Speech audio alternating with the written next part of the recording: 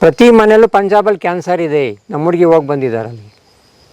ನಿಮಗೆ ನೋಡಿ ಯೂಟ್ಯೂಬಲ್ಲಿ ಇದು ಚೆಕ್ ಮಾಡಿ ಆನ್ಲೈನ್ ಇದರಲ್ಲಿ ಗೂಗಲ್ನಲ್ಲಿ ಅಜ್ಮೀರ್ನಿಂದ ಒಂದು ಟ್ರೈನ್ ಬರುತ್ತೆ ಡೆಲ್ಲಿವರೆಗೂ. ಯಾವುದೋ ಒಂದು ಟ್ರೈನ್ ಬಿಟ್ಟಿದ್ದಾರೆ, ಕ್ಯಾನ್ಸರ್ ಟ್ರೈನ್ ಅಂತ ಹೊಡೀರಿ ಬರುತ್ತೆ ನಿಮಗೆ. ಕ್ಯಾನ್ಸರ್ ಟ್ರೈನ್ ಅಂತಲೇ ಇದೆ. ನಿಮ್ದು ಎಷ್ಟಿದೆ ಸರ್ ಆದಾಯ? ಸರ್ ನಮ್ಮದು ತಿಂಗಳು ಬರುತ್ತೆ ರೀ, ವೇರಿಯೇಷನ್ ಆಗ್ತಾನೆ ಇರುತ್ತೆ. ಈ ವರ್ಷ ಬೆಳೆ ಇರುತ್ತೆ, ಈ ವರ್ಷ ಈ ಬ್ಯಾಲೆನ್ಸ್ ಆಗ್ತಾ ಇರುತ್ತೆ. ಈ ಥರ ಆಗ್ತಾ ಇರುತ್ತೆ. ಒಂದು ಅಂದಾಜು ಲೆಕ್ಕ, ಒಂದು ಅಂದಾಜು ಒಂದು 10 ಲಕ್ಷ ಹೇಳ್ಕೋಬಹುದು. 10 ಲಕ್ಷ ವರ್ಷಕ್ಕೆ. ನೇರವಾದ ಮಾರುಕಟ್ಟೆ ನಿಮ್ಮದೇ? ಕೆಲವೊಂದು ಆಯಿಲ್ ಮಾಡ್ತೀನಿ ನಾನು, ಗಾಣದಲ್ಲಿ ಅರಸ್ಬಿಟ್ಟು ಒಂದು 500-600 ಒಂದು 1000 ಲೀಟ್ರ್ ತನಕ ಬೆಂಗಳೂರಿಗೆ ಕಳಿಸ್ತೀನಿ. ಆಯಿಲ್ ಕೊಬ್ಬರಿ ಎಣ್ಣೆ ನೇರವಾಗಿ ಇದನ್ನ ಮಾಡಲ್ಲ ನೀವು? ಕೊಬ್ಬರಿ ಎಕ್ಸಸ್ ಆಗಿದ್ದನ್ನ ಮಾರ್ಕೆಟಿಗೆ ಬಿಡ್ತೀವಿ.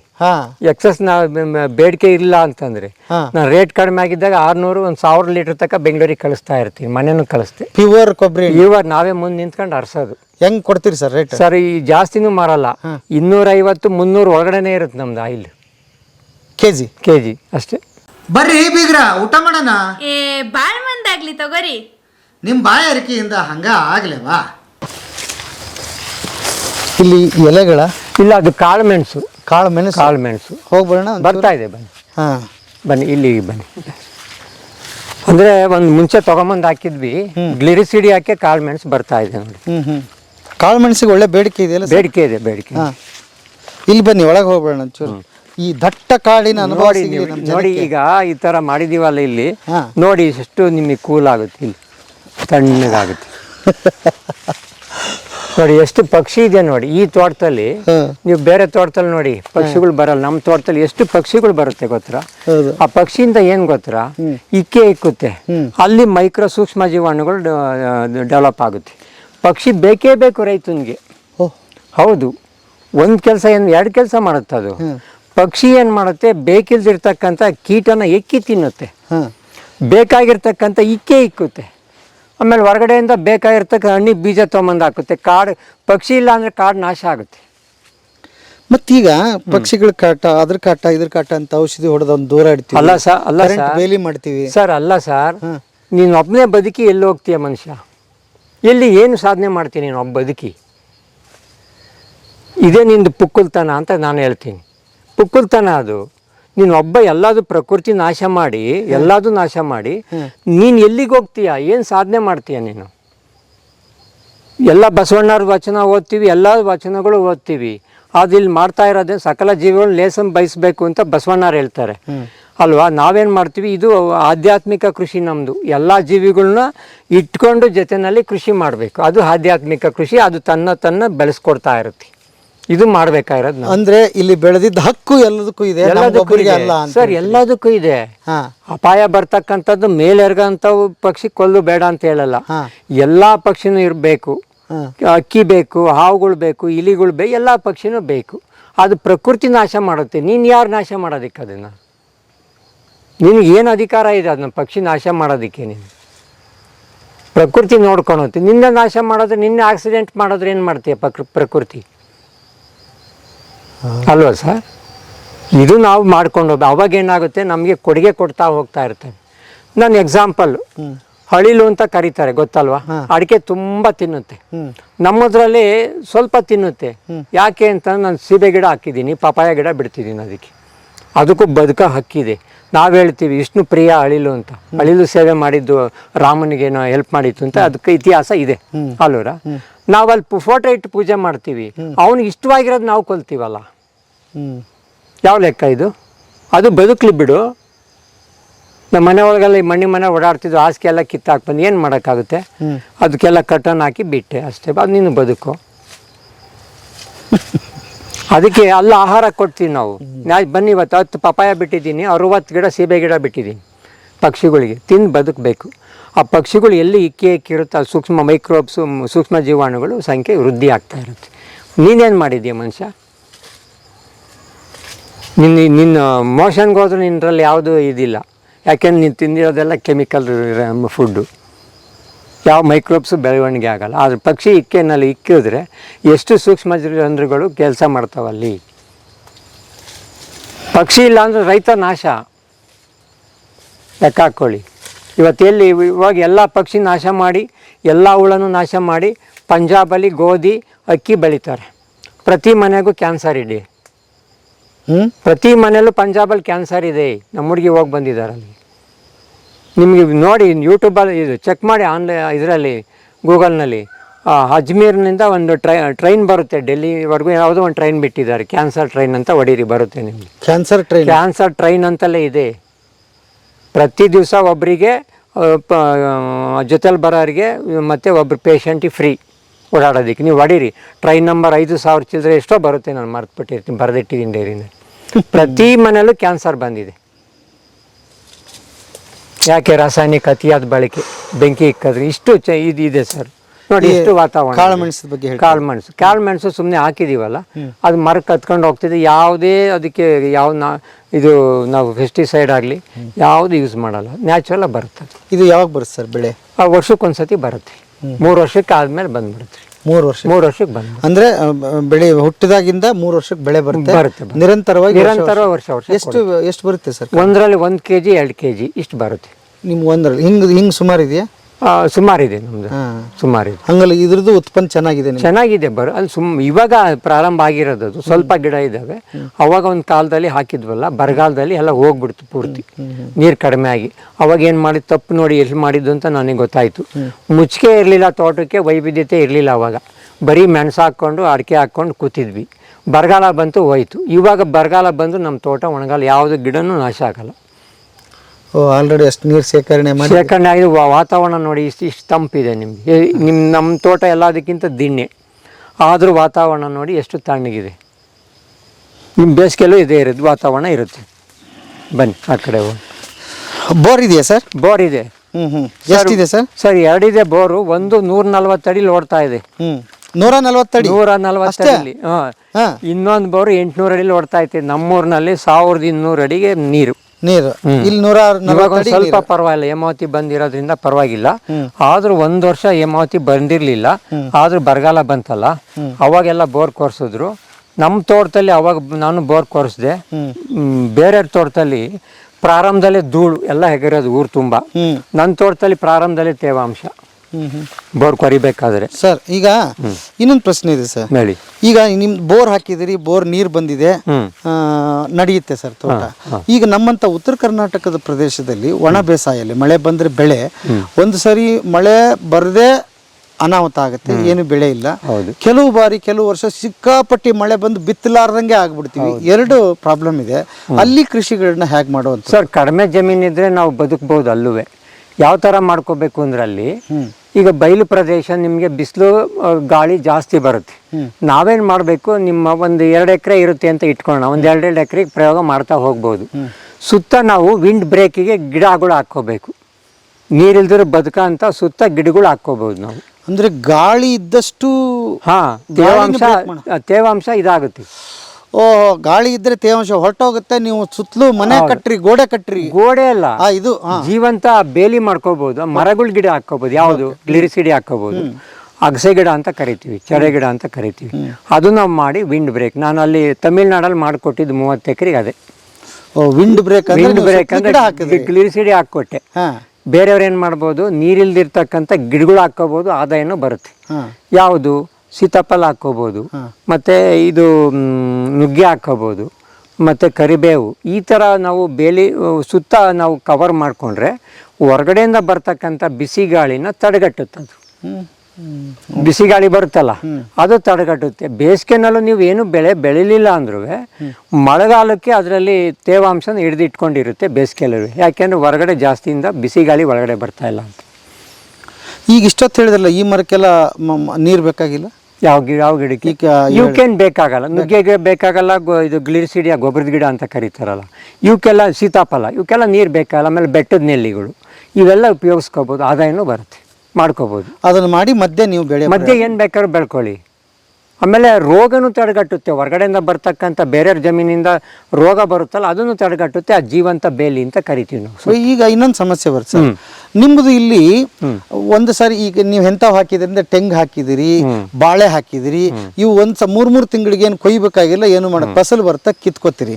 ನಮ್ ಕಡೆ ಆಗಲ್ಲ ಸರ್, ಮುಂಗಾರು ಹಿಂಗಾರು ಅಂತಿದೆ, ಮೂರ್ ತಿಂಗಳಿಗೆ ಒಂದೊಂದು ಬೆಳೆ ಬರುತ್ತೆ. ನಾವು ವಿಧಿ ಇಲ್ಲದೆ ಅದನ್ನ ಹರಗಬೇಕಾಗತ್ತೆ, ಬಿತ್ತಬೇಕಾಗತ್ತೆ, ಕಸ ತೆಗಿಬೇಕಾಗತ್ತೆ. ಮಾಡ್ಬೋದು, ನೇಗ್ನಲ್ಲಿ ಎತ್ನಲ್ಲಿ ಮಾಡ್ಕೋಬಹುದು, ತೊಂದರೆ ಇಲ್ಲ. ಹರಗದು ಅಂತ ಇರಲ್ಲ, ಅದು ಮಲ್ಚಿಂಗ್, ಸಾಯಿಲ್ ಮಲ್ಚಿಂಗ್ ಅಂತ ಕರಿತೀವಿ ನಾವು. ಅದು ಹರಗ್ತರೆ ತೇವಾಂಶ ಹಿಡಿದು ಇಟ್ಕೊಂಡಿರುತ್ತೆ ವಾತಾವರಣದಲ್ಲಿ, ಆ ಕೆಲಸ ಮಾಡ್ಕೋಬಹುದು, ತೊಂದರೆ ಇಲ್ಲ. ಹಿಂಗೆ ಮಲ್ಚಿಂಗ್ ಮಾಡ್ಬೇಕಾಗಿಲ್ಲ, ಅವ್ರು ಮಲ್ಚಿಂಗ್ ಮಾಡ್ಬೇಕಾಗಿಲ್ಲ. ಅವ್ರು ಏನು ಹರಗ್ತಾರಲ್ಲ ಅದೇ ಮಲ್ಚಿಂಗ್. ಅವ್ರಿಗೆ ಕ್ಲೀನ್ ಆಗೇ ಇದ್ರು ನಡೆಯುತ್ತೆ, ಬೆಳೆ ಬೆಳಿವಾಗ ಕ್ಲೀನ್ ಆಗಿದ್ರೆ ನಡೆಯುತ್ತೆ, ತೊಂದರೆ ಇಲ್ಲ. ಅವಾಗ ಹರಗ್ತಾರಲ್ಲ ಸರ್, ಅದು ಮಣ್ಣು ಬೀಳುತ್ತಲ್ಲ, ಅದೇ ಮುಚ್ಚಿಗೆ ಆಗುತ್ತೆ. ಹಂಗಾದ್ರೆ ಈಗ ಎರಡು ಕ್ಲಿಯರ್ ಮಾಡ್ಬೇಡ ಸರ್, ಕನ್ಫ್ಯೂಷನ್ ಆಗೋದು ಬೇಡ. ಹೌದು, ಪ್ರತಿ ಒಬ್ಬರಿಗೂ ನಿಮ್ಮ ಈ ತರದ್ದು ಇದಕ್ಕೆ ಏನಂತ ಹೇಳ್ತೀರಿ, ಯಾವ ಕೃಷಿ ಅಂತ ಹೇಳ್ತೀರಿ? ನೈಸರ್ಗಿಕ ಕೃಷಿ. ನೈಸರ್ಗಿಕ ಕೃಷಿ ಅನ್ವಯಿಸಲ್ಲ. ಹೌದು ಎಲ್ಲರಿಗೂ ಸರ್, ಎಲ್ಲರಿಗೂ ನೈಸರ್ಗಿಕ ಕೃಷಿನಲ್ಲಿ ಉತ್ತರ ಕರ್ನಾಟಕದಲ್ಲಿ ಏನು ಡ್ರೈ ಲ್ಯಾಂಡ್ ಅಂತ ಕರಿತೀರಲ್ಲ, ಅದ್ರಲ್ಲೂ ನೈಸರ್ಗಿಕ ಕೃಷಿ ಮಾಡ್ತಾ ಇದ್ದಾರೆ. ಅಂದ್ರೆ ಯಾವ ತರ ಅಂದ್ರೆ, ನಮ್ಮ ರಾಸಾಯನಿಕಗಳನ್ನ ಹೊರತುಪಡಿಸಿ ರಾಸಾಯನಿಕಗಳ ಬಿಟ್ಟು ದೇಶಿ ಗೋವಿನಲ್ಲಿ ಜೀವಾಮೃತ, ಘನ ಜೀವಾಮೃತ ಮಾಡಿಕೊಂಡ್ರೆ ಅದರಲ್ಲಿ ನಿಮಗೆ ನೀರನ್ನು ಹಿಡಿದಿಟ್ಕೊಳೋ ಶಕ್ತಿ ಅದಕ್ಕಿದೆ, ಆ ಭೂಮಿಗಿದೆ. ಅವರು ಬೇಗ ಬರಗಾಲ ಬಂದರೂ ಬೇಗ ಇದಾಗಲ್ಲ, ಮಳೆ ಜಾಸ್ತಿ ಆದರೂ ಭೂಮಿ ಕೆಳಗಡೆ ನೀರು ಹಿಡಿದಿಟ್ಕೊಂಡಿರುತ್ತದು, ಅವರಿಗೆ ಅಪಾಯ ಆಗಲ್ಲ. ನೈಸರ್ಗಿಕ ಕೃಷಿನಲ್ಲಿ ಯಾರು ರಾಸಾಯನಿಕ ಬೆಳೀತಾರೋ ಅವರಿಗೆ ನೀರು ಜಾಸ್ತಿ ಆದರೂ ತಡ್ಕೊಳಲ್ಲ, ನೀರು ಕಡಿಮೆ ಆದರೂ ತಡ್ಕೊಳಲ್ಲ. ಈಗ ಎಕ್ಸಾಂಪಲ್ ಕೊಡ್ತೀನಿ. ನಿಮ್ಮ ದೇಹಕ್ಕೆ ನಮ್ಮ ನೈಸರ್ಗಿಕ ಊಟ ಮುದ್ದೆ ಆಗ್ಬೋದು, ಕೆಂಪಕ್ಕಿ ಆಗ್ಬೋದು, ಊಟ ಮಾಡಿದ್ರೆ ನೀರು ಬೇಕಾಗಲ್ಲ. ಅದೇ ನೀವು ಮದುವೆಗೆ ಹೋಗಿ ಪೂರಿ, ಸಾಗು, ಆಮೇಲೆ ಇದು ಸೋನಾ ಮಸೂರಿ ಊಟ ತಿಂದರೆ ಮನೆಗೆ ಬರೋ ಹೊತ್ತಿಗೆ 2 ಲೋಟ ನೀರು ಬೇಕು ನಿಮಗೆ. ನಾನು ಅವಾಗಲೇ ಹೇಳಿದೆ, ಭೂಮಿ ನಮ್ಮ ದೇಹ ಎರಡು ಒಂದೇ ಅಂತ. ಕರೆಕ್ಟಾ ಸರ್? ಗೆಸ್ ಮಾಡಿ, ನಿಮಗೆ ಬಿಡ್ತೀನಿ. ನೆಕ್ಸ್ಟ್ ಮದುವೆಗೆ ಹೋದಾಗ ಊಟ ಮಾಡಿ, ನಿಮ್ಮ ಮನೇಲಿ ಊಟ ಮಾಡಿರಿ, ಯಾವ್ದು ನೀರು ಜಾಸ್ತಿ ಕೇಳ್ತು ಮತ್ತು ಯಾವುದು ನೀರು ಕಡಿಮೆ ಕೇಳ್ತು ಅಬ್ಸರ್ವ್ ಮಾಡ್ಕೊಳ್ಳಿ. ಇದು ಆಗ್ತಾ ಇರೋದು ಭೂಮಿನಲ್ಲಿ. ಎಲ್ಲಿ ಯೂರಿಯಾ ಮತ್ತು ರಾಸಾಯನಿಕಗಳು ಬಳಕೆ ಮಾಡ್ತೀವಿ ಅಲ್ಲಿ ನೀರು ಜಾಸ್ತಿ ಕೇಳುತ್ತೆ. ಆಮೇಲೆ ನೀರನ್ನು ಹಿಡಿದಿಟ್ಕೊಳೋ ಶಕ್ತಿ ಹೋಗಿರುತ್ತೆ ಆ ಭೂಮಿನಲ್ಲಿ. ಬಟ್ ಕೆಲವೊಬ್ರು ಹೇಳ್ತಾರೆ, ಬನ್ನಿ ತಿಳಿದವ್ರು ಏನೋ ಹಿಂಗೆ ಹೇಳ್ತೀರಿ, ಬಟ್ ಏನು ಅಂತ ಹೇಳಿದ್ರೆ ಈಗ ನಮಗೆ ಇಳುವರಿ ಬೇಕಾಗಿದೆ, ಬದುಕಬೇಕಾಗಿದೆ. ಅವ್ರ ಕಂಪನಿಯವರು ತಮ್ಮ ಮುಂದೆ ಏನೇನೋ ಸವಾಲು ಒಡ್ಡು ಬಿಟ್ಟಿರ್ತಾರೆ. ಕೆಲವೊಬ್ರು ಕಂಪನಿಯವರೇ ಬೀಜ ಕೊಟ್ಟು ಬಿಡ್ತಾರೆ, ಅವರೇ ಇದನ್ನ ಹೇಗೆ ಬೆಳಿಬೇಕು ಅಂತ ಹೇಳ್ಬಿಡ್ತಾರೆ, ಎಂಥ ಔಷಧಿ ಹಾಕ್ಬೇಕಂತ ಹೇಳ್ಬಿಟ್ಟಿರ್ತಾರೆ. ಆಲ್ರೆಡಿ ಕಮಿಟ್ ಆಗ್ಬಿಟ್ಟಿದ್ದೆ ನಾನು, ಹೆಂಗಾದ್ರೂ ಮಾಡಿ ನನಗೆ ಇಳುವರಿ ಬೇಕು, ನಾನು ಅದನ್ನ ತೊಗೊಂಡೋಗಿ ಮಾರ್ಕೆಟಿಂಗ್ ಮಾಡಿ ನನ್ನ ಬದುಕನ್ನು ಬದುಕಬೇಕು. ಅದು ತಪ್ಪಿಲ್ಲ ಸರ್, ಅದು ತಪ್ಪು ಅಂತ ಹೇಳ್ಬೋದು. ಸದ್ಯಕ್ಕೆ ಮಾಡ್ಕೊಂಡಿರೋದು ತಪ್ಪು ಅಂತ ಆಗಲ್ಲ. ಅದನ್ನ ಬಿಡಿಸ್ಕೊಳಕ್ ನೋಡ್ಬೇಕು, ನಾವು ಕಳಿಸ್ಕೊಳಕ್ ನೋಡ್ಬೇಕು. ಈಗ 10 ಎಕರೆ ಇದೆ ಅಂತ ಇಟ್ಕೊಳ್ಳೋಣ ನಿಮ್ದು. 10 ಎಕರೆನಲ್ಲಿ 5 ಎಕರೆ ನಿಮ್ದು ಒಳಪಡಿಸು ನೈಸರ್ಗಿಕ ಕೃಷಿನ, ಇನ್ನು 5 ಎಕರೆ ಅವ್ನು ರಾಸಾಯನಿಕ ಬಳಸ್ತಾ ಇರು, ದುಡ್ಡು ಬರುತ್ತಾ ತಗೋ. ಇದನ್ನ ನೈಸರ್ಗಿಕ ಕೃಷಿನಲ್ಲಿ ಕಡಿಮೆ ಆದಾಯ ಬಂದ್ರು ನಿನಗೆ, ಈಲ್ಡಿಂಗ್ ಕಡಿಮೆ ಆದ್ರೂ ನೀನೇ ನೇರ ಮಾರುಕಟ್ಟೆ ಮಾಡೋದು ಡಬಲ್ ಬರುತ್ತಲ್ಲ ನಿನಗೆ. ಯಾಕೆ ಮಾಡಬಾರ್ದು ಅಂದರೆ ನಮಗೆ ಇದು ಬೇಕು, ಅದು ಮಾಡೋದಕ್ಕೆ ತಾಳ್ಮೆ ಬೇಕಲ್ಲ ಸರ್. ಈಗ ನಿಮ್ಗೆ ಅರ್ಥ ಆಗಲಿಲ್ಲ, ನನಗೆ ಗೊತ್ತಾದಷ್ಟು ಹೇಳ್ಬಿಡ್ತೀನಿ. ಅಂದ್ರೆ ನೀನು ಬೆಳೆದ ಬೆಳೆಯನ್ನ ಬೆಳೆದು ಅವನು ದಲಾಲಿ ಅಂಗಡಿಯಾಗ ಕುಂತ್ಕೊಳ್ಳೋದಕ್ಕಿಂತ, ಸಾಲ ಆಲ್ರೆಡಿ ಮಾಡಿರ್ತೀಯಲ್ಲ, ಹೌದು, ಕುತ್ಕೊಳ್ಳೋದಕ್ಕಿಂತ ಅದನ್ನ ಬಿಡು, ಒಂದೇ ಎಕರೆದಲ್ಲಿ ಪ್ರಯೋಗ ಮಾಡಿ ನೀನೇ ಮಾರ್ಕೆಟ್ ಮಾರು. ಈಗ ಎಕ್ಸಾಂಪಲ್ ಕೊಟ್ಬಿಡ್ತೀನಿ. ನೀವೊಂದು ರಾಗಿ ಬೆಳಿತೀನಿ ಅಂತ ಇಟ್ಕೊಳ್ಳೋಣ, ನಾನು ಅದನ್ನ ಪಾಕೆಟ್ ಮಾಡಿ, ಇದು ಎಲ್ಲಿ ಸಾವಯವದವರು ಕೊಂಡ್ಕೊಂಡಿರ್ತಾರೆ ಅವರು ಕನ್ವಿನ್ಸ್ ಮಾಡಿ ಪ್ರಯತ್ನ ಪಡಬೇಕು. ಪ್ರಯತ್ನ ಪಡೆದಿದ್ರೆ ಆಗ ಒಂದು ಎಕ್ಸಾಂಪಲ್ ಕೊಟ್ಬಿಡ್ತೀನಿ ನಿಮ್ಗೆ ನೋಡಿ. ಯಾವುದೇ ಬೆಳೆ ಆಗಲಿ, ನಾನು ಪಪಾಯ ಬೆಳೀತಿದ್ದೆ. ಪಪಾಯ ಬೆಳಿತಿದ್ರೆ ಬೇರೆಯವ್ರಿಗೆ ನಾನು ಅಂಗಡಿಯವ್ರಿಗೆ ಕೇಳಿದ್ರೆ 7 ರೂಪಾಯಿ ಕೇಳ್ದ. ಏನು ಮಾಡೋದು ಅಂತೇಳಿ ನಾನು ಒಂದು ಹಳೆ ಮಾರುತಿ ವ್ಯಾನ್ ತೊಗೊಂಡು ತುಮಕೂರಿಗೆ ಕಳಿಸ್ದೆ. ನಾನೇ ಕೂತು ಫುಟ್ಪಾತಲ್ಲಿ ನಮ್ಮ ಫ್ರೆಂಡ್ ಎಲ್ಲ ತೊಗೊಂಬ, ನಾಚಿಕೆ ಪಡಬೇಡ, ಇದರಿಂದ ನೋಡೋಣ. ನನಗೆ ಮೊದಲನೇ ದಿವಸ ನಾಚಿಕೆ ಆಯಿತು. 3 ಕ್ವಿಂಟಲ್ 4 ಕ್ವಿಂಟಲ್ ಪಪಾಯ ಪ್ರತಿ ಭಾನುವಾರ ಮಾರುತಿ ವ್ಯಾನಲ್ಲಿ ತಗೊಂಡೋಗಿ ಕ್ಯೂ ನಿಲ್ತಾಯಿದ್ರು. ಗೊತ್ತಾಯ್ತರ? 3ನೇ ವಾರದಲ್ಲಿ ಕ್ಯೂ ನಿಂತ್ಕೊಂಡ್ರು. 30 ರೂಪಾಯಿ 1 ಕ್ವಿಂಟಲ್ಗೆ, ಅಲ್ಲಿಗೆ 30 ರೂಪಾಯಿ ಅಂದರೆ 3,000 ಆಯಿತು. 9,000 ರೂಪಾಯಿ ದುಡ್ಡು ಬಂತು. ಇಲ್ಲಿಗೆ 3 ಕ್ವಿಂಟಲ್ 7 ರೂಪಾಯಿ ಹಾಕಿ ಎಷ್ಟಾಗುತ್ತೆ? 7 3 21 2,000 ಆಯಿತು. ಎಲ್ಲಿ ಟ್ಯಾಲಿ ಮಾಡ್ತೀರಾ? ನಾನು ಜಾಸ್ತಿ ಬೆಳೆದಂಗೆ ಆಗಲಿಲ್ವಾ ಇಲ್ಲಿ? ಈಗ ನಾನು ನ್ಯಾಚುರಲಾಗಿ ಬೆಳೆದೆ, ಅಂದರೆ ಇದು ಈಲ್ಡಿಂಗ್ ಅಂತ ಕರಿತೀವಲ್ಲ, ಇದು ಎಷ್ಟು ಬರುತ್ತೆ ಇದು ಈಲ್ಡಿಂಗಲ್ಲಿ ನಾನು ಅದು ಬಂದಾಗ ಮೀಡಿಯಮ್ ಆಗಿತ್ತು. ಬೇರೆಯವ್ರ ಕೆಮಿಕಲಲ್ಲಿ ದುಪ್ಪಟ್ಟು ಬೆಳೆದಿದ್ರು, ನಮ್ಮದು ಮೀಡಿಯಮ್ ಆಗಿತ್ತು. ಅವ್ರಿಗಿಂತ 3 ವರ್ಷ ಬೆಳೆದಂಗೆ ಆಗಲಿಲ್ವ ನಾನು ಮಾರ್ಕೆಟ್ ಮಾಡಿದ್ದಕ್ಕೆ? ಅರ್ಥ ಆಯ್ತಾ ಸರ್? ಗೊತ್ತಾಯ್ತು. ಹಾ, ನೋಡಿ ಯಾವ ತರ ಇದೆ ಅಂದ್ರೆ ನಿಂದ 10 ಕ್ವಿಂಟಲ್ ಬೆಳೆಯೋದೊಂದೇ, ನಾನು 3 ಕ್ವಿಂಟಲ್ ಬೆಳೆಯೋದೊಂದೇ. ನಾನು ಆ ರೇಟಿಗೆ ಮಾರ್ತೀನಿ ನಾನೇ ನೇರವಾಗಿ. ಇಲ್ಲಿ ನಾನು ಭೂಮಿನೂ ಸರಿ ಆಯ್ತಲ್ಲ, ನ್ಯಾಚುರಲ್ ಆಗಿ ಎಲ್ಲ ನಾನು ಆರೋಗ್ಯವಾಗಿದ್ದೀನಲ್ಲ, ಬರ್ಲಿಲ್ವಾ ಆದಾಯ? ಇದು ಮಾಡಬೇಕಾಗಿರೋದು ಪರಿಸ್ಥಿತಿ. ಇನ್ನೊಂದು ಎಕ್ಸಾಂಪಲ್, ರಾಗಿ ಬೆಳಿತೀನಿ ಅಂತ ಇಟ್ಕೊಂಡ. ರಾಗಿನ ಇವತ್ತು 50 ರೂಪಾಯಿ ಇದೆ. ಎಷ್ಟಿದೆ ಸರ್ ರಾಗಿ ಇವತ್ತು? 50 ಇದೆಯಲ್ವಾ? 60 ಇದೆ. ಅದನ್ನೇ ಹಿಟ್ ಮಾಡಿ ಪ್ಯಾಕೆಟ್ ಮಾಡಿ 70, 80, 100 ರೂಪಾಯಿ ತಕ್ಕ ಮಾರು ನೀನು. ಹೌದು, ಮಾರ್ತಾ ಇದಾರೆ ಆಲ್ರೆಡಿ. ಮತ್ತೆ ಯಾರೋ ಅದನ್ನ ನಾವು ಬೆಳೆದನು ಮಧ್ಯವರ್ತಿ ಅಷ್ಟು ದುಡ್ಡು ಮಾಡ್ತಾನೆ, ಬೆಳೆದನ್ಗೂ ಸಿಗಲ್ಲ ಅಲ್ವರಾ? ನೀವೇ ನೇರ ಹುಡುಕಿ ಅದಕ್ಕೆ ಒಬ್ಬನ ಕೆಲಸ ಸಿಗುತ್ತೆ ಮನೇಲಿ ಮಾಡಿ. ಇದು ಮಾಡ್ಬೇಕಾಗಿರೋದು ಸರ್. ಬನ್ನಿ ಈ ಕಡೆ ಕಾಡು ಬೆಳೆಸಿದೀವಿ ನೋಡಿ. ಕಾಡು ಬೆಳೆಸಿದ್ದೀರಾ? ಇದು ಎಲ್ಲ ಇಲ್ಲಿ ಇದ್ರೊಳಗಡೆ ಇರತಕ್ಕಂಥ ಎಷ್ಟು ಬೆಳೆ ಇದೆ ಸರ್? ಸರ್ ಇಲ್ಲಿ ನೋಡಿ, ತೆಂಗು, ಅಡಿಕೆ, ಬಾಳೆ, ಏಲಕ್ಕಿ, ಕಾಳುಮೆಣಸು, ಕಾಫಿ, ಇಷ್ಟೂ ಇದೆ, ಅರಿಶಿನ ಇಷ್ಟೂ ಇದೆ.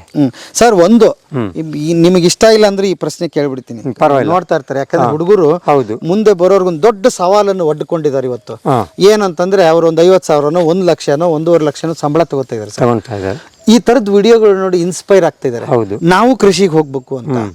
ಒಂದು ಅವ್ರಿಗೆ ಏನ್ ಕೂತ್ಬಿಟ್ಟಿದೆ ಅಂತಂದ್ರೆ ಒತ್ತಡದಲ್ಲಿ ಸಿಗಾಕೊಂಡಿದ್ದಾರೆ. ಇವತ್ತು ನಾವು ಹಳ್ಳಿಯಲ್ಲಿ ಬದುಕೋದು ಬೇರೆ, ಸಿಟಿಯಲ್ಲಿ ಬೇರೆ ಸರ್. 1.5 ಲಕ್ಷ ಕೂಡ ಏನಕ್ಕೂ ಸಾಕಾಗಲ್ಲ ಅವ್ರು. ಆಲ್ರೆಡಿ ನಾವು ಏನೇನೋ ಕಮಿಟ್ಮೆಂಟ್ ಆಗ್ಬಿಟ್ಟಿದ್ವಿ. ಕೃಷಿಗೆ ಬಂದ್ರೆ ನಿಜಕ್ಕೂ ಬದುಕಬಹುದಾ? ಅವರು ಅದ್ಭುತವಾಗಿ ಬದುಕಬಹುದು. ಎಕ್ಸಾಂಪಲ್ ಕೊಡ್ತೀನಿ. ಅಲ್ಲಿ 1.5 ಲಕ್ಷ ತಗೊಳ್ಳಿ ಬೇಡ ಅಂದ್ರೆ ಎಲ್ಲ ಹೇಳೋದಕ್ಕೆ ಟೈಮ್ ಬೇಕು. 1.5 ಲಕ್ಷ ತಗೊಳ್ತಾರೆ. ಅಲ್ಲಿ ಬಾಡಿಗೆ ಎಷ್ಟು ಕಟ್ತಾರೆ, ನೀರಿಗೆ ಎಷ್ಟು ಕಟ್ತಾರೆ, ಗ್ಯಾಸ್ಗೆ ಎಷ್ಟು ಕೊಡ್ತಾರೆ, ಮಕ್ಳಿಗೆ ಕಾಲೇಜ್ಗೂ ಎಷ್ಟು ಕೊಡ್ತಾರೆ, ಎಲ್ಲದೂ ಟ್ಯಾಲೆಂಟ್ ಮಾಡಿದ್ರೆ 1.5 ಲಕ್ಷ ಸಾಕಾಗಲ್ಲ. ಇಲ್ಲಿ ಬಂದು 1.5 ಲಕ್ಷ ಅಲ್ಲ, ಎಷ್ಟು ತಿಂಗಳಿಗೆ ಒಂದು 10,000 ಇದ್ರೆ ಜೀವನ ಮಾಡ್ಬೋದಲ್ಲ ಹಳ್ಳಿನಲ್ಲಿ. ಬೇಕಾಗಿರ್ತಕ್ಕಂಥದ್ದನ್ನ ಬೆಳ್ಕೊಳ್ಳಿ, ಎಲ್ಲದೂ ಬೆಳ್ಕೊಳ್ಳಿ. ನೀವು ಹಾಲು ಮಾಡ್ಕೋಬೋದು, ತರಕಾರಿ, ಆಮೇಲೆ ಗೆಡ್ಡೆ ಗೆಣಸು ಮತ್ತು ರೇಷನ್ ಎಲ್ಲದೂ ಬೆಳ್ಕೊಳ್ಳಿ. ಅವನಿಗೆ ಅಷ್ಟೇ ದುಡ್ಡು, ಅಲ್ಲಿ ಎಷ್ಟು ದುಡಿತಾನೆ ಅಷ್ಟೇ ದುಡ್ಡು ಉಳಿಯುತ್ತಲ್ಲ ಅವನಿಗೆ. ಅವ್ನಿಗೆ ಬೇಕಾಗಿರೋದೆಲ್ಲ ಬೆಳ್ಕೊಳ್ಳಿ, ಸರಳವಾಗಿ ಜೀವನ ಮಾಡಿ, ಸಮೃದ್ಧಿಯಾಗಿ ಅವ್ನು ಮನಿಕೋಬೋದಲ್ಲ, ಆರಾಮಾಗಿರ್ಬೋದಲ್ಲ. ಅಂದ್ರೆ ನೀವು ಹೇಳೋದು 1.5 ಲಕ್ಷ ಕಣ್ಣಿಗೆ ಕಾಣಿಸುತ್ತೆ, ಬಟ್ ಬೇರೆದವ್ರಿಗೋಸ್ಕರ ದುಡಿತಾ ಇದ್ರಿ, ಮನೆ ಬಾಡಿಗೆಗೆ ದುಡಿತಾ ಇದ್ರಿ, ನಿಮ್ ಪೆಟ್ರೋಲಿಗೆ ದುಡಿತಾ ಇದ್ರಿ. ಒಂದು ಸಾರ್ ದುಡಿಯೋ ಪ್ರಶ್ನೆ ಅಲ್ಲ. ನಿನ್ನ ದೇಹ ಎಷ್ಟು ಹಾಳಾಗಿರುತ್ತೆ ಪೊಲ್ಯೂಷನ್ನಿಂದ, ನೀರಿನಿಂದ, ತರಕಾರಿ ವಿಷ ತಿನ್ನೋದ್ರಿಂದ. ಅಲ್ಲಿ ದುಡ್ಡು ಲೆಕ್ಕನೇ ಹಾಕೋಕ್ಕಾಗಲ್ಲ, ವ್ಯಾಲ್ಯೂ ಕಟ್ಟೋಕ್ಕಾಗಲ್ಲ ಈ ಮನುಷ್ಯನಿಗೆ ಬಾಡಿಗೆ. ಇನ್ನೊಂದು ಪ್ರಶ್ನೆ ಇದೆ ಸರ್. ಈಗ ಈ ತರದ್ದೆಲ್ಲ ಆಗಿ ಫಸಲ್ ಬರ್ಬೇಕಂದ್ರೆ ಸುಮಾರು ವರ್ಷಗಳು ಬೇಕು. ನನಗೆ ಮುಂದಿನ ತಿಂಗಳಿಗೆ ಕಮಿಟ್ಮೆಂಟ್ ಇದೆಯಪ್ಪ, ನಾನು ಬಂದು 4-5 ವರ್ಷ ಅಲ್ಲಿ ಸರ್ ಮಾಡು, ಕಷ್ಟ ಬೀಳು, ಎಲ್ಲ ಆಸೆ ಬಿಟ್ಬಿಡು. ನಾನು ಕೆಲಸ ಮಾಡಿದ್ರಲ್ಲಿ ದುಡಿತೀನಿ ಅನ್ನೋ ಒಂದು ಕಾನ್ಸೆಪ್ಟ್ ಇರಲಿ. ನಿನಗೆ ತಿಂಗಳಿಂದ ಹಿಡಿದು 5 ವರ್ಷದ ತನಕ ಬೆಳೆ ಬರುತ್ತಲ್ಲ, ಮಾಡಬಾರ್ದು. ತಿಂಗಳಿಗೆ ಸ್ಟಾರ್ಟ್ ಆಗುತ್ತೆ ಸರ್. ನೀವು ರೈಸ್ ಬೆಡ್ ಮಾಡ್ಕೊಂಬಿಡಿ 4 ಅಡಿ, ಎಲ್ಲ ತರಕಾರಿನ ಸೊಪ್ಪು ಬೆಳೀತಾ ಹೋಗಿ ತಿಂಗಳಿಗೆ 50,000 ತಗೋಬೋದಲ್ಲ. 1 ಎಕರೆನಲ್ಲಿ, ಅರ್ಧ ಎಕರೆನಲ್ಲಿ 50,000 ತಗೋಬೋದು. ಹಂಗೆ ಮಾಡಿದವ್ರು ಉದಾಹರಣೆ ಇದ್ದಾರೆ, ತುಂಬ ಜನ ಮಾಡಿದ್ದಾರೆ. ನೀವೇ ಲೆಕ್ಕ ಹಾಕೊಂಡು ಮಾಡಿ ನೀವೇನೆ. ನಾವು ಹೇಳೋದು ಬೇಡ, ಸುಳ್ಳಾಗ್ಬಿಡುತ್ತೆ. ಯಾರ ಹತ್ರನೂ ಮಾಡಿರೋ ಹತ್ರ ಕೂತ್ಕೊಂಡು. ಅಲ್ಲ, ಇಲ್ಲೇ ನಿಮ್ಮ ಪಕ್ಕದಲ್ಲಿ ಕಲ್ಪ ಏನೋ ಒಂದು ಹುಡುಗಿ ಇದೆಯಲ್ಲ, ಅರುಣ.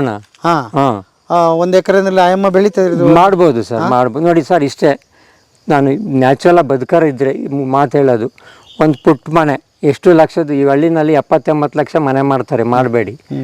ಒಂದು 4-5 ಲಕ್ಷದಲ್ಲಿ ಮನೆ ಮಾಡ್ಕೊಳ್ಳಿ. ನಮಗೆ ನಿದ್ದೆ ಬರಬೇಕಷ್ಟೇ, ಆರೋಗ್ಯವಾಗಿರಬೇಕು ಅಂತ ಮನೆ ಮಾಡ್ಕೊಳ್ಳಿ. ಮಣ್ಣಲ್ಲೇ ಮನೆ ಕಟ್ಕೊಳ್ಳಿ, ಒಂದು ಹಸು ಕಟ್ಕೊಳ್ಳಿ, ಆಮೇಲೆ ತರಕಾರಿ ಮಾಡ್ಕೊಳ್ಳಿ ಪ್ರಾರಂಭದಲ್ಲಿ, ಆಮೇಲೆ ರೇಷನ್ ಬೆಳ್ಕೊಳ್ಳಿ. ಎಲ್ಲದೂ ಬೆಳ್ಕೊಂಡು ದುಡ್ಡು 2-3 ಲಕ್ಷ ದುಡ್ಡು ಉಳಿಸ್ಬೋದು 1 ಎಕರೆನಲ್ಲಿ ಒಬ್ಬ ಮನುಷ್ಯ ವರ್ಷಕ್ಕೆ. ನಿಮ್ದು ಎಷ್ಟಿದೆ ಸರ್ ಆದಾಯ? ಸರ್ ನಮ್ಮದು ತೆಂಗಲ್ಲಿ ಬರುತ್ತೆ ರೀ, ವೇರಿಯೇಷನ್ ಆಗ್ತಾನೆ ಇರುತ್ತೆ. ಈ ವರ್ಷ ಬೆಳೆ ಇರುತ್ತೆ, ಈ ವರ್ಷ ಈ ಬ್ಯಾಲೆನ್ಸ್ ಆಗ್ತಾ ಇರುತ್ತೆ, ಈ ಥರ ಆಗ್ತಾ ಇರುತ್ತೆ. ಒಂದು ಅಂದಾಜು ಲೆಕ್ಕ, ಒಂದು ಅಂದಾಜು 10 ಲಕ್ಷ ಹೇಳ್ಕೋಬೋದು. 10 ಲಕ್ಷ ವರ್ಷಕ್ಕೆ. ಆಳು ಕಾಳು ಏನಿಲ್ಲ, ಆಳು ಒಂದು 20% ಸ್ವಲ್ಪ ಇಡ್ತೀವಿ ಅಷ್ಟೇ. ಅಷ್ಟೇ, ಜಾಸ್ತಿ ಇಲ್ಲ. ಉಳುಮೆ ಇಲ್ಲ. ಕೀಳೋದಕ್ಕೆ ಟೈಮಲ್ಲಿ ಅಷ್ಟೇ ಮಾತ್ರ ಆಳು. ಅಷ್ಟೇ. ನಿರಂತರವಾಗಿ ಯಾವಾಗ ಬಂದ್ರು 12 ತಿಂಗಳು ಹಂಗೆ ಇರುತ್ತೆ. ಫಸಲು ಹಿಂಗೆ ಬರುತ್ತೆ. ನನ್ನ ಬರಗಾಲದಲ್ಲಿ ಇದೇ ತೆಂಗು, ಯಾವುದೇ ಕಲರ್ ಚೇಂಜ್ ಆಗಲಿಲ್ಲ. ಓಕೆ. ನೇರವಾದ ಮಾರುಕಟ್ಟೆ ನಿಮ್ದೆ? ಕೆಲವೊಂದು ಆಯಿಲ್ ಮಾಡ್ತೀನಿ ನಾನು. ಗಾಣದಲ್ಲಿ ಅರಸ್ಬಿಟ್ಟು ಒಂದು 500-600 ಒಂದು 1000 ಲೀಟ್ರ್ ತನಕ ಬೆಂಗಳೂರಿಗೆ ಕಳಿಸ್ತೀನಿ.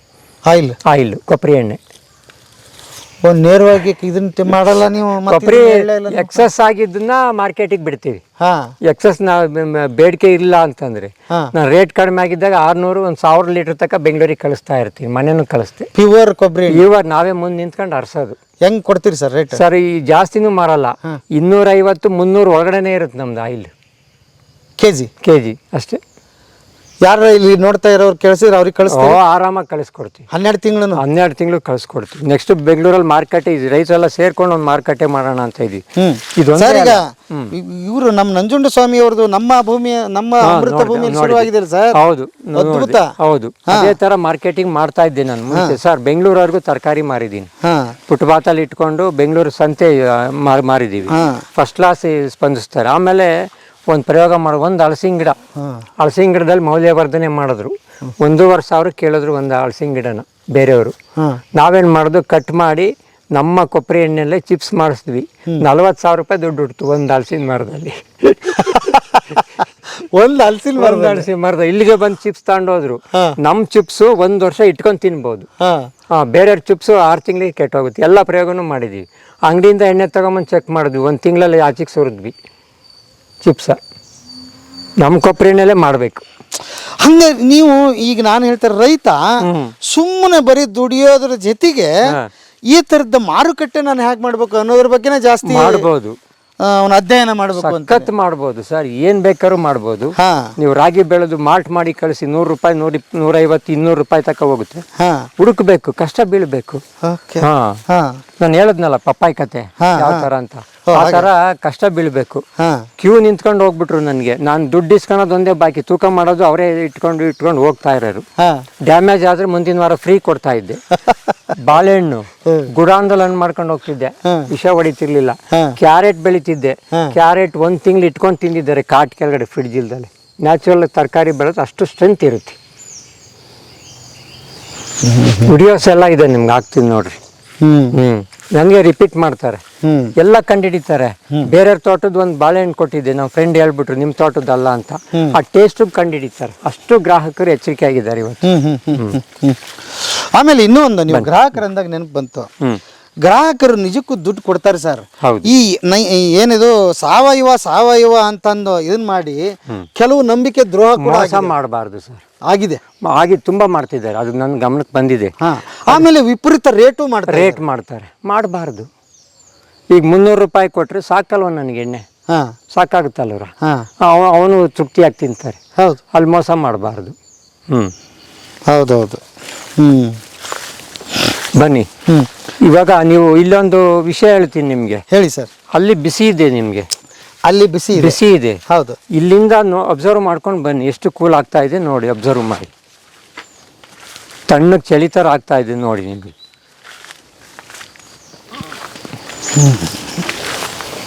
ಓಕೆ, ಏನೋ ಒಂದು ಫೀಲಿಂಗ್ ಆಗ್ತಾ ಇರುತ್ತೆ ನೋಡಿ. ಹೌದು, ತಂಪು ಜಾಸ್ತಿ ಇದೆ ಸರ್. ಆಮೇಲೆ ದಟ್ಟ ಕಾಡಿನ ಅನುಭವ ಆಗ್ತಾ ಇದೆ. ಇದು ಮಿಯಾವಾಕಿ ಫಾರೆಸ್ಟ್ ಅಂತ. ಮಿಯಾವಾಕಿ ಅಂತ ಯೂಟ್ಯೂಬಲ್ಲಿ ಬರೋದ್ರೆ ಮಿಯಾವಾಕಿ ಫಾರೆಸ್ಟ್ ಅಂತ ಕರೀತಾರೆ. ಜಪಾನ್ ಮಾದರಿ ಇದು ಕಾಡು. ಮಾದರಿ ಇದು 100 ಅಡಿ ಉದ್ದ ಇದೆ, 25 ಅಡಿ ಅಗಲ ಇದೆ. 25 ಅಡಿ ಅಗಲ, 100 ಅಡಿ ಉದ್ದ. 660 ಗಿಡ ಇದೆ ಇದರಲ್ಲಿ. 660 ಗಿಡ ಇದೆ. ಇದು ಇಷ್ಟು ಕಾರ್ಬನ್ನ ಬರ್ನ್ ಮಾಡಿ ಇಷ್ಟು ಆಕ್ಸಿಜನ್ ಲೆವೆಲ್ನ ರೈಸ್ ಮಾಡುತ್ತೆ ಅಂತ ಒಂದು ಕಂಡುಹಿಡಿತಾರೆ ಇದನ್ನು. ಆಮೇಲೆ ರೈತನಿಗೆ ಬೇಕಾಗಿರೋ ಕಾಡಿದು. ಮುಂಚೆ ದೇವ್ರ ಕಾಡು ಅಂತ ಮಾಡ್ತಿದ್ರು, ಅದೇ ಕಾನ್ಸೆಪ್ಟ್ ಇದು. ಅಂದರೆ 25 ವರ್ಷದಲ್ಲಿ ಅವನು ಆಚೆ ಹೋಗ್ಬೇಕಾಗುತ್ತೆ. ಕಾಡು ಮರ ತರೋದಕ್ಕೆ, ಮನೆ ಕಟ್ಟೋಕ್ಕೆ 25 ವರ್ಷದಲ್ಲಿ ಮರ ಮುಟ್ಟು ಬರುತ್ತೆ. ಇದು 25 ವರ್ಷದಲ್ಲಿ ಮರ ಮುಟ್ಟು ನಿಮಗೆ ಮನೆ ಬಳಕೆಗೆ ಬರುತ್ತೆ.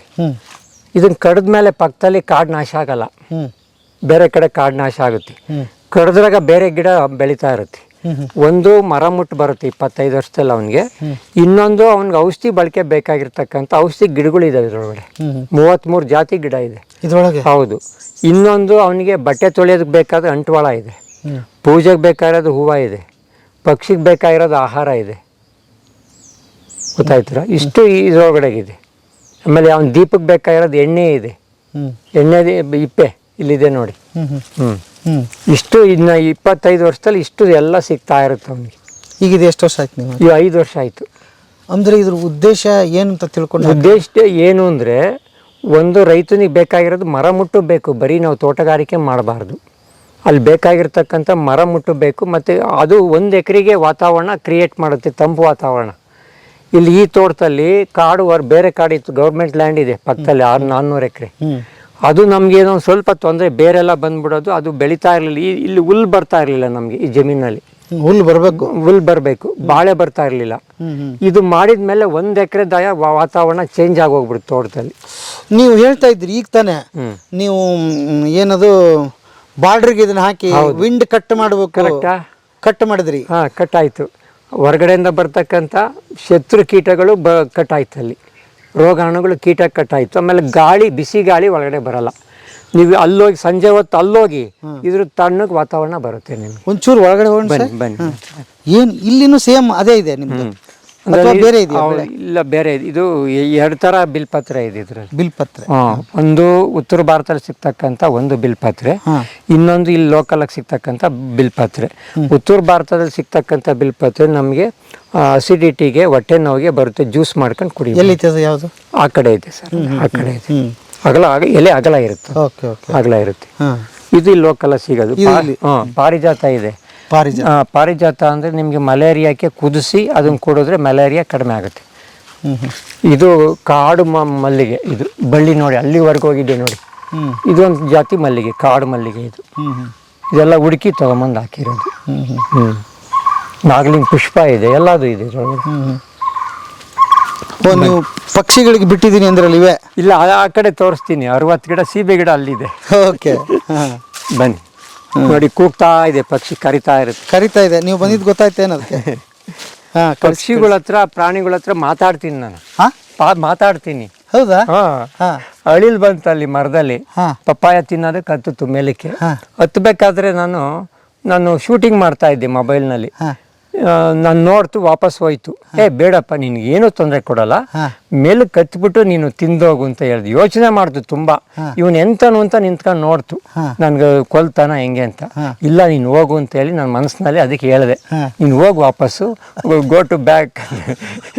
ಆವಾಗ ಹೋಗ್ಬಿಟ್ಟು ಅಷ್ಟು ತಿಂದ್ಬಿಟ್ಟು, ಪೂರ್ತಿ ತಿಂದ್ಬಿಟ್ಟು ಕೆಳಗಡೆ ಹೋಯ್ತು.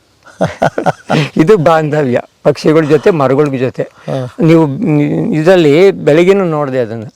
ನನ್ನ ಹುಡುಗರು ಬಂದರೆ, ಕಾಲೇಜ್ ಮಕ್ಕಳು ಬಂದರೆ ಮರತಕ್ಕೆ ಹೋಗಿ ಅದನ್ನು ಅಪ್ಪಿಸ್ತೀನಿ. ಒಪ್ಪಿಸಿ ಅದಕ್ಕೆ ಆಲಿಂಗನ ಮಾಡಿಸ್ತೀನಿ. ಅವರಿಗೆ ಮೈಂಡು ಮತ್ತು ಬ್ಲಡ್ ಸರ್ಕ್ಯುಲೇಷನ್ ನೀಟಾಗಿ ಆಗುತ್ತೆ. ಏನನ್ನು ಅಪ್ಪಿಸ್ತೀರಿ? ಎಂಥ ಮರ ಬೇಕಾದ್ರು, ಮರನ. ಹೌದೌದು, ಅಪ್ಪಿಗೆ.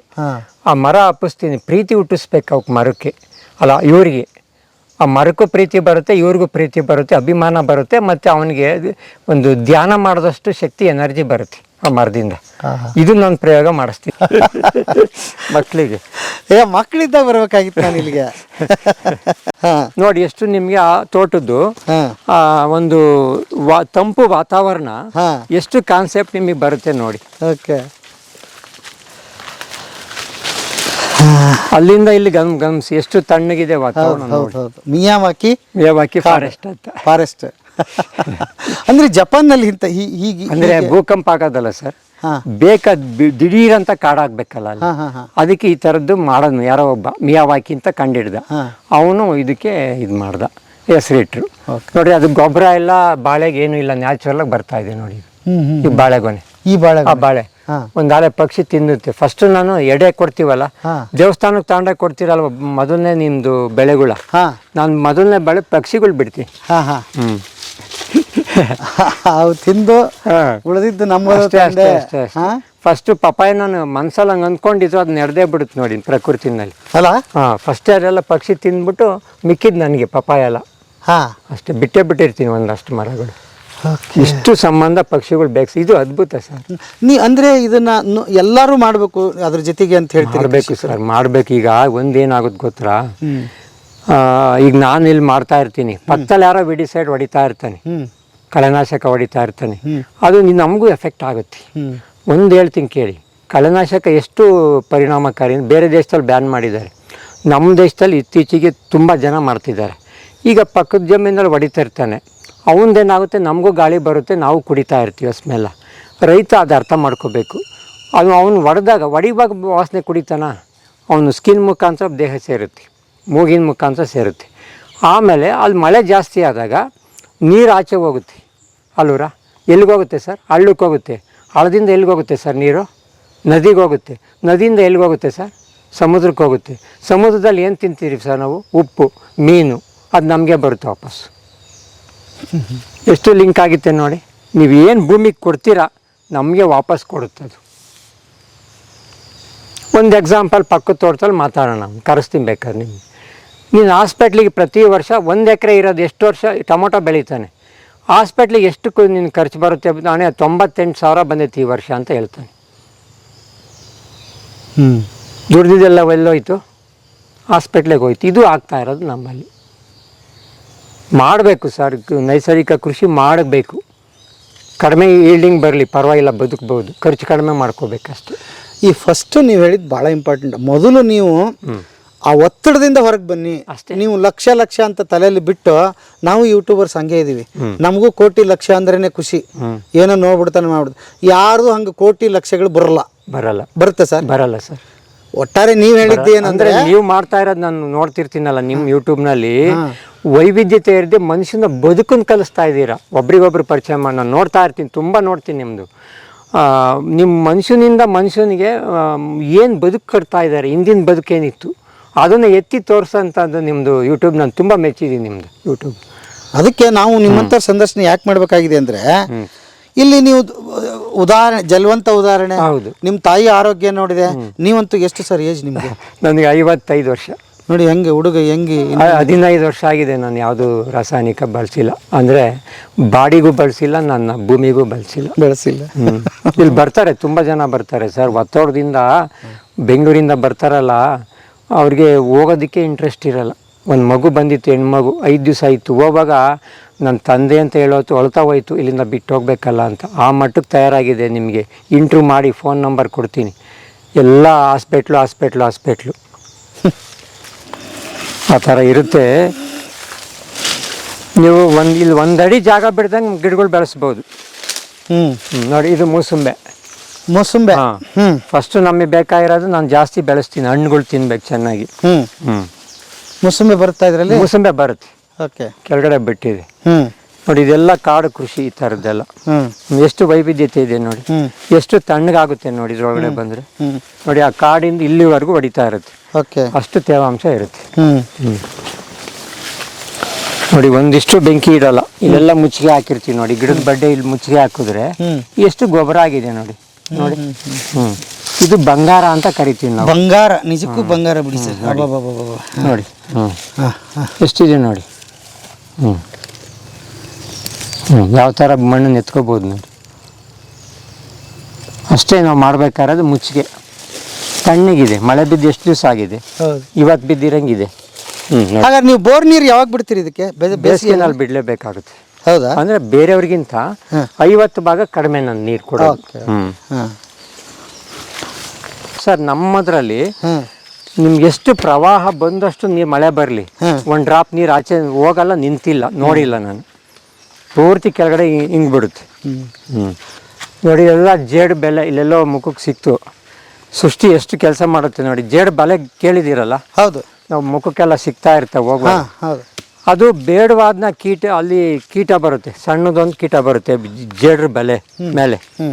ಆ ಜೇಡ ಕಾಯ್ತಾ ಇರುತ್ತೆ, ಬೇಕಿಲ್ದಿದ್ದು ಬಲೆ ಕಟ್ಕೊಂಡು ಕಾಯ್ತಾ ಇರುತ್ತೆ ಆ ಹುಳನ ಇಕ್ಕಕ್ಕೆ. ಆ ಹುಳನ ನಮಗೆ ಬೇಕಾಗಿರ್ತಕ್ಕಂಥ ಕೀಟನ ಅದು ಜೇಡ್ರ ಹುಳ ತಿನ್ನುತ್ತೆ ನೋಡಿ.